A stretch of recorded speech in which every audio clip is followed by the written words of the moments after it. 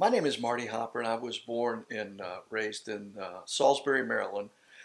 Actually, it's a town called Fruitland, Maryland, but nobody's heard of Fruitland because it had less than a couple of thousand people. My grandmother and grandfather lived in the area. My grandfather's named Edgar Pusey, and my grandmother was Ellen Pusey.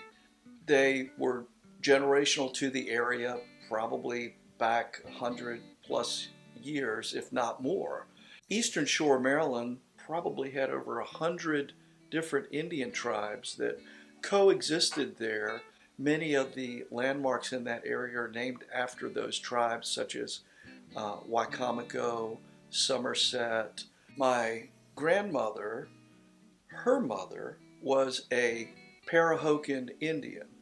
People didn't necessarily talk about ethnicity, but there's one picture that I've seen of her, very dark complexion, beautiful skin, raven black hair.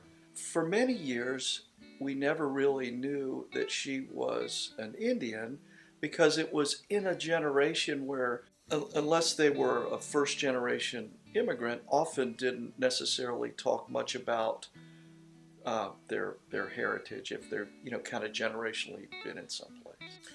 My father and his family were originally from Mississippi. Well, he was born in 1910. Had a very severe name in today's time. It's Lionel Cornelius Hopper. Midway through his school year, their teacher died. It was a one-room schoolhouse area, and he ended up having to teach the school as well as himself for a period of time before a teacher came along there, just because it was a rural area in Mississippi and everybody's not running to go be there. But he ended up kind of teaching himself his senior year of studies from what I understand. They were farmers, and I think they had some businesses in the town area, in the Ripley, Tupelo area.